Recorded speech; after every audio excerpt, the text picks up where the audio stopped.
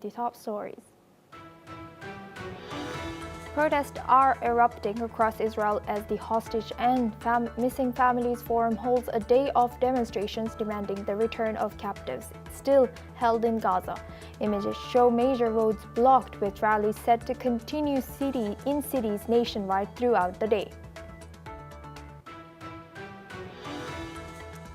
Qatar has said it is still waiting for Israel's response to a Gaza truce and hostage deal proposal, more than a week after Hamas agreed to the framework. Foreign Ministry spokesperson Majid al-Ansari has confirmed. Al-Ansari has also warned that Israel's current statements highlight the fragile state of mediation efforts.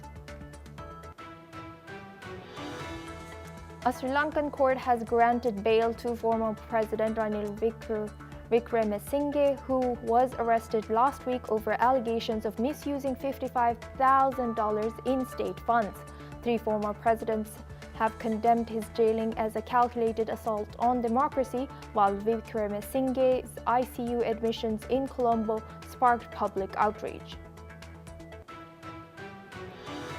President Donald Trump has hosted South Korean President Lee Jae-myung hours after the Truth Social post warning of a purge or revolution in Seoul. Lee has diffused the tension with flattery, even joking about a Trump Tower in North Korea. But the meeting produced few breakthroughs on trade or defense.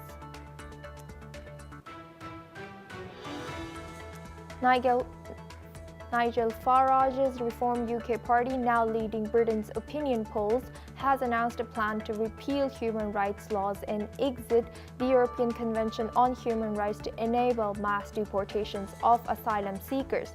The move puts Prime Minister Keir Starmer under intensifying pressure. French Prime Minister Francois Bayrou faces a September 8th confidence vote on his debt-cutting plan, with opposition parties vowing to oust him and markets sliding. Finance Minister Lombard has warned of a potential IMF intervention, as a government minister suggested France could be heading for another snap election. Pakistan has evacuated at least 150,000 people from its agricultural heartland in Punjab after India warned it would release excess water from a rapidly filling dam, raising the risk of major flooding. The evacuation comes as torrential rains have already devastated parts of Pakistan and India. India's foreign ministry has said that the Quad, comprising of India, Japan, Australia, and the US, is crucial for cooperation on critical minerals, with Prime Ministers Narendra Modi and Shigeru Shiba set to discuss the grouping during the 15th India-Japan Annual Summit in Tokyo from August 29th to 30th. Modi will then travel to Tianjin for the Shanghai Cooperation Organization Summit. In Gaza, families are fleeing Gaza City after a night of intense Israeli bombardment, with strikes reported in key eastern neighborhoods and nearby Jabalia. The Israeli military says it's targeting Hamas tunnels and weapons, but local health officials report at least 34 deaths overnight, including 18 in Gaza City alone. Situation has worsened further as aid delivery has become lesser. Meanwhile, in Israel, nationwide protests have erupted today, demanding an end to the war and the release of hostages taken during Hamas's October 7, 2023 attack. Prime Minister Netanyahu has called Monday's deadly strike on Nasser hospital, which killed at least 20 people, including journalists, a tragic mishap.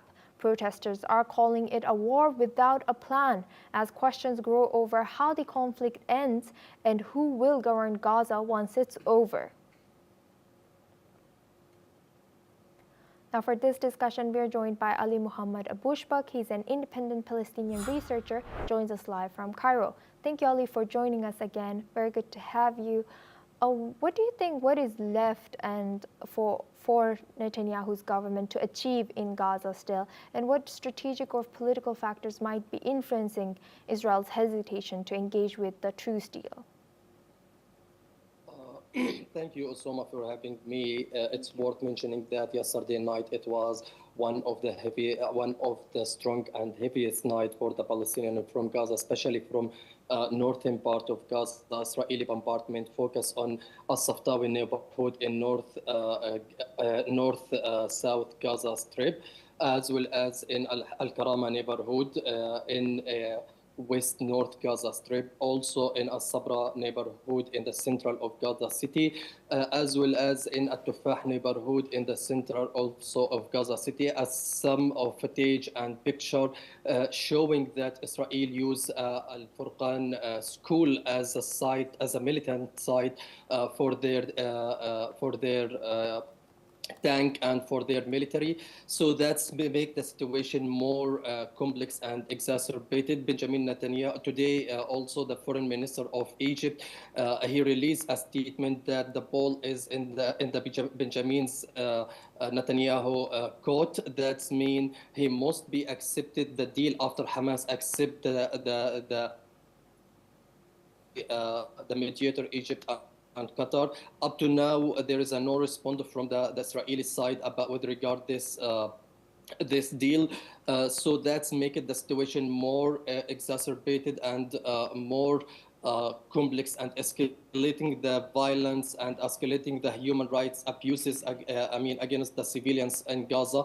Israel deliberately targeting the tent of the civilians who displaced from Gaza City to north part, to south part of Gaza, especially in Khan Yunis, Mawasi Khan Yunis. That area, it's frequently witness a daily, at least 1 to 5 Israeli airstrike in that area for the Palestinian tent. So that's making the situation incredible and unbearable for the civilians in Gaza. With regard the question that what is Benjamin Netanyahu, he want to occupy the whole Gaza and departure the civilians from Gaza to other land, according to him, and starting the Rivera Gaza, according to many media reports. And it's a very clear for them, even not only Gaza, because of there is a settlement in West Bank that's putting more warning about what is happening on the ground, that it's a departure the civilians from their land, and they are committed a new Nakba, a second Nakba for the Palestinian in front of the international community on the live stream. And we have seen a series of murdering for the civilians and the unarmed civilians on live and on the screen. So that's make it Israel acting above the international community, above the international law, without any respect of the international conventions and without any respect for the international law and the human rights. In among of this atmosphere, the Palestinians who's suffering from the starvation, who's suffering from the displacement, who's suffering continuously because of this war, their life, it's terrible and behind the imagination. I talked to several of civilians, they lost their hope. They are saying there is no meaning for the life. We are waiting just only for the time that will kill, the time that we will disappeared from this life. So among of this atmosphere, it's representing how much the people, they are powerless among of this atmosphere that is showing how much this war brutal against them. Israel yesterday also targeting Jabalia neighborhood and Jabalia city with a suicide report. This is a new technique Israel use it, and a new weapon that Israel use it to destroy a whole residential unit from the north part of Gaza and to assist them to displace the civilians, forcefully displace the civilians. Most of the area Israel targeting in North Gaza, it's still occupied by the civilians, and still civilians are taking as a shelter for them after they have nothing to stay where. So it's make it a more situation complex on the ground. Yesterday we have seen the crime that Israel killed on the live as journalists and a civil defense from Gaza. They were unarmed and they were completely innocent. They are trying to do their duty among of this war. So we have seen also the outrage, the widely global outrage against the Israelis' behavior and this crime. Yeah, Osama. Yes, Ali, thank you very much for sharing the current situation. Now we move on. Please stay with us as we come back to you. In the ongoing Gaza conflict, mediator Qatar has said that it's still waiting for Israel's official response to a proposed truce and hostage release deal more than a week after Hamas has agreed to the framework. Speaking at a press conference, Qatar's Foreign Ministry spokesperson Majid Al-Ansari has expressed concern over the lack of progress. Let's listen into what he has said. الوضع اليوم هو أن هناك عرض على الطاولة، هناك موافقة من قبل حركة حماس على هذه الصيغة التوافقية. هذه الصيغة متوافقة بشكل كبير جدا مع المطلب الإسرائيلي السابق، والمرحلة اللي نقف فيها حاليا هي انتظار الرد الإسرائيلي. وحتى الآن وعلى الرغم من كل هذه التصريحات بمختلف أشكالها لا يوجد هناك رد إسرائيلي رسمي على مقترح الوسطاء الذي وافقت عليه حركة حماس. فالكرة الآن هي في ملعب الطرف الإسرائيلي الذي لا يريد الوصول لاتفاق. The deal is seen as a critical step towards halting the months-long war, which has left thousands of people dead and displaced nearly all of Gaza's population. Now we go back to our guest discussion with Ali Mohammed Bushbak. He's an independent Palestinian researcher, joins us live from Cairo. Thank you very much, Ali, for staying with us. Do you think there still is a chance that they will lead, or Qatar will be able to mediate between Hamas and Israel? What do you think why do you think Israel has not issued an official response yet? There is no doubt Benjamin Netanyahu is trying to buy a time to kill more murder more and more civilians from Gaza, since it's that means that giving him power and longevity for his government coalition, especially making Smotrich and Ben Gvir more happy. Otherwise, his government will get collapse because of. If he reached to the deal with Hamas, Hamas is trying to, and also Benjamin Netanyahu, he said there is no negotiation without a militant pressure. This is not in international protocol. It not happened when the negotiation start, the ceasefire start. When the negotiation, you can't negotiate under the pressure, and especially militant pressure. Pressurize the civilians, pressurize everyone in that land, and then you will reach. Hamas is looking for guarantee to ceasefire and stop the war. But that's what happened the last truce and last ceasefire between Gaza and Israel in the mid of January 2025, and Israel suddenly and without any warning before resumed the war in the mid of the March 2025 without any guarantee. Hamas is not looking for any negotiation with Israel. So that's it, and Israel used to create a delegation and creating an excuses for its resuming the war. So Benjamin Netanyahu, he doesn't want to peace in this area, and what he's going to do to extend his government and existence. Despite yesterday, Israeli protesters took the street in Tel Aviv, and according to the poll, there are more than 37% of Israelis community, they are against the war, and they are considering it's meaningless, this wars. But despite Hamas accepted the deal and releasing 10 Israeli hostages and captives from Gaza, that exacerbated the situation even if the community. Benjamin Netanyahu, he doesn't care about the Israelis community as much as he cares about his government coalition. Smotrich, he said about reoccupying Gaza and rebuilding the settlement in Gaza City after the Israel withdrew from Gaza 2005. During the administration and governing of Ariel Sharon. So they are regretting, and they consider it as one huge mistake that Ariel Sharon have committed. Smotrich, it's considered as a father of the settlement in West Bank, and now he's disseminating his notion about reestablishing settlement in Gaza. So he will not be happy if there is any ceasefire or at least temporary ceasefire or deal between Gaza and Israel. They are a right-wing government. They have nothing to develop the education economy in Israel. Just only they are feeding by the hate speech, feeding by killing civilians. And yes, Osama. Ali, sorry about that. We're running out of time for this discussion, but thank you for sharing that. Please stay with us. That was Ali Bushbak. He's an independent Palestinian researcher. Now we stay on this topic. The World Food Program has warned that the aid Israel allows into Gaza is only a drop in the ocean, days after famine was formally declared in the war-torn territory. The United Nations has declared a famine in Gaza, accusing Israel of systematically obstructing aid during its nearly two-year war with Hamas.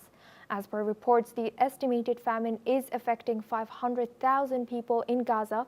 It defines famine as a situation where 20% of households experience severe food shortages, over 30% of children under 5 suffer from acute malnutrition, and the excess mortality rate reaches at least 2 per 10,000 people per day.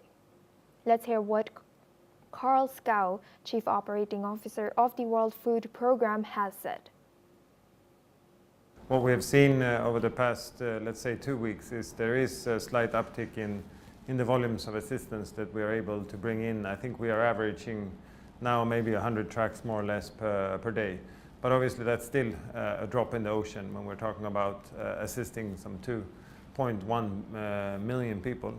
And so we need a completely different level of assistance to be able to turn this trajectory of famine around. We are in a funding crunch, and the challenge here is that the needs keep going up. We see some 320 million people right now being acutely food insecure. It's almost a threefold increase in the past 5 years, and that is now happening while the funding is coming down. For WFP, we see some 40% cut if we compare to last year. But it hits differently. Gaza, for example, funding is not the issue, it's the access. Sudan, funding is becoming an issue, but it has not been so far, also because of our access challenges. But then there are some operations that are really hard hit. I mean, Afghanistan is one of those, where we've had to cut assistance from some 8 to 10 million people a couple of years ago to now around 1 to 2 million people, and that's a dramatic cut. Now for this discussion, we go back to Ali Muhammad Abushbak. He's an independent Palestinian researcher. Thank you, Ali, for staying with us. Briefly, do you think that public pressure, both domestic and international pressure, could still shift Israel's position? Usuma, it's important to highlight most of the humanitarian track that entered to Gaza. It's looted by desperate civilians who's suffering from the starvation and who's suffering from the famine. That there is the news media and the media agency describe what is happening in Gaza as engineering of starvation in Gaza.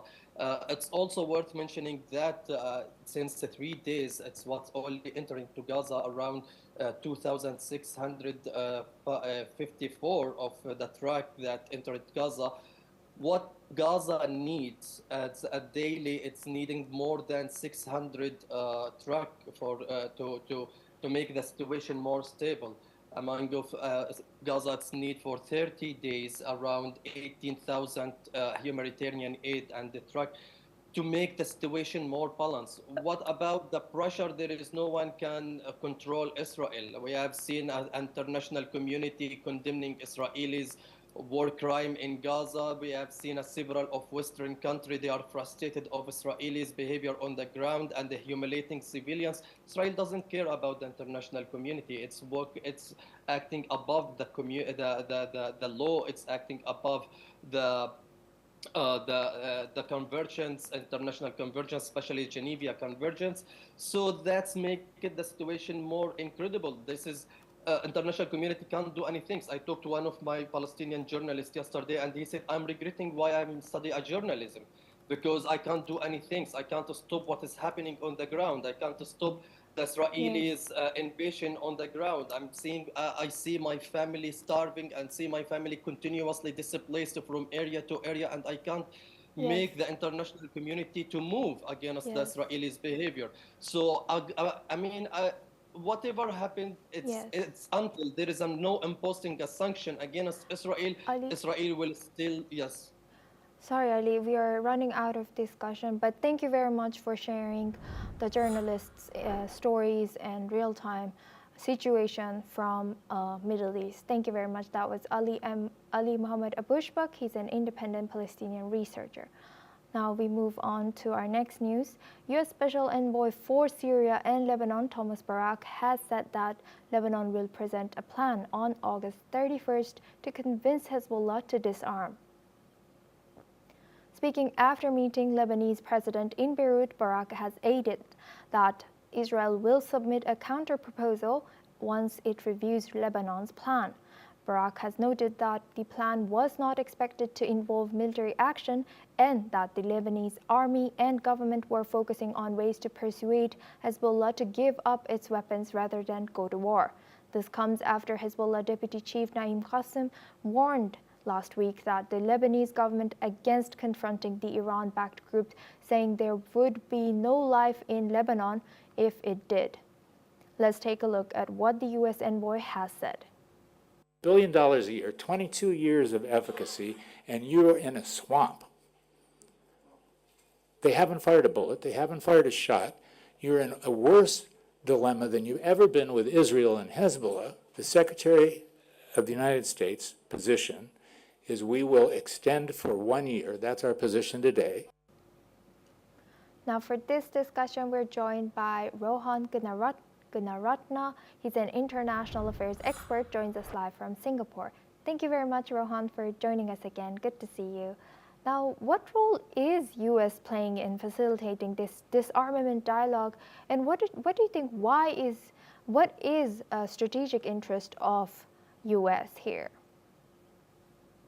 Asuma, it's very nice to see you and to hear from you. Thank you. I would like to make two comments. One is that the United States itself suffered very significantly from Lebanese Hezbollah terrorist attacks. In '83, we witnessed the famous Marine barracks bombing, and since then the Lebanese Hezbollah has conducted terrorist attacks around the world. Lebanese Hezbollah is one of the most dangerous terrorist groups. This group has now been severely weakened by the Israelis in their operations. Today, US wants to build the capacity and the capability of the Lebanese military so that there will not be in Lebanon a military and also a Hezbollah capability. So the new plan of the United States, working with a number of other countries, is to ensure that Lebanese Hezbollah is disarmed, that it is no longer a military entity, no longer it will function as a terrorist entity. So the entire world should support this effort by the Lebanese government to dismantle the Lebanese Hezbollah so that Lebanon will live in peace. Lebanon will not suffer any more from wars that are taking place in Lebanon because there's a very active terrorist group in Lebanon. Yes, thank you very much, Rohan, for sharing that insight. Please stay with us as we come back to you for our next discussion as well. Now we move on. Iran has announced that it is making every effort to prevent a sanctions snapback threatened by European powers under the 2015 nuclear deal. This comes as senior officials from Iran and Europe's top three powers, France, Britain, and Germany, are in Geneva to discuss the revival of nuclear inspections and diplomacy. Iran's foreign ministry spokesperson Ismail Baqi has said that Tehran is negotiating with all their might ahead of the planned talks. This will be the second round of talks between Iranian and European diplomats since the 12-day conflict between Iran and Israel in mid-June.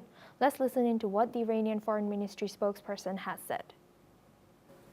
در این مرحله تمرکز ما بر جلوگیری از بروز اقداماتی است یا حوادثی است که ممکن است برای کشور هزینه ساز بشه. ما با تمام توان در این زمینه مشغول رایزنی هستیم. Now we go back to our guest discussion with Rohan Gunaratna. He's an international affairs expert, joins us live from Singapore. Thank you, Rohan, for once again staying with us. Now, how significant is Iran's refusal to engage in direct talks with the United States? And could indirect diplomacy still lead to a breakthrough? Absolutely. This is the first time Iran has realized that if they are not going to cooperate with other states, the Europeans and of course the Americans at some point, that Iran will be attacked again. Iran will be relentlessly targeted, not only by Israel but by other countries, because Iran is building a functional nuclear weapon. Iran said that initially it had a civilian nuclear program, but all the evidence indicates it has been clandestinely developing nuclear weapons. It has been enriching uranium to a point where it will have a weapon capability. So Iran will sooner or later speak to the Europeans and the Americans, because they know that if they are not going to do that, Iran will suffer another attack similar to the attack that it witnessed, and it may be even more severe than what it has suffered so far. Thank you, Rohan, for sharing that. Please stay with us as we stay in the Middle East now. The Israeli embassy has welcomed Australia's decision to expel Iran's ambassador, calling it a clear stand against extremism and anti-Semitism. The move comes after Prime Minister Anthony Albanese announced that Iran was behind 2 anti-Semitic arson attacks in Sydney and Melbourne, targeting a kosher restaurant and a synagogue. No injuries were reported, but Albanese has said that the attacks were part of an effort to sow discord in Australian society. It's the first time Australia has expelled a foreign envoy since World War II. The government is also suspending embassy operations in Tehran and will officially designate Iran's Revolutionary Guard as a terrorist organization. Now we go back to our guest discussion with Rohan Gunaratne. He's an international affairs expert. Thank you, Rohan, for staying with us. What do you think this will happen, or these actions between Iran and Australia? What do you think will follow, and do you think will any other country follow suit? On Australian soil, Iran's intelligence service, IRGC, or the Iranian Revolutionary Guard Corps, planned a dozen attacks, of which 2 attacks materialized and a third was on its way. The man who ran the Iranian network was a former criminal, a man who by the name of Qasim Hamad. And of course, the Australians were very successful. They have raided 6 different locations, arrested a number of members of Qasim Hamad's network, and now in retaliation, Australia is expelling the Iranian ambassador and its diplomats and shutting down the Iranian mission.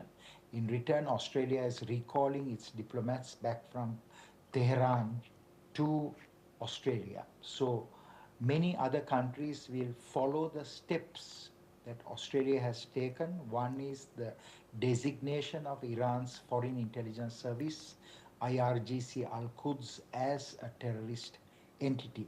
Second is Australia has set a precedent by shutting down the embassy and expelling the Iranian ambassador. Other countries will also do it. Iran has not only done these kind of operations of using criminals to attack Jewish and Israeli targets, but they have also done this in many other countries. But other countries have not responded firmly like Australia. So the Australian response serves as a model for other countries to emulate as Iran continues to operate through terrorist groups and through criminal entities.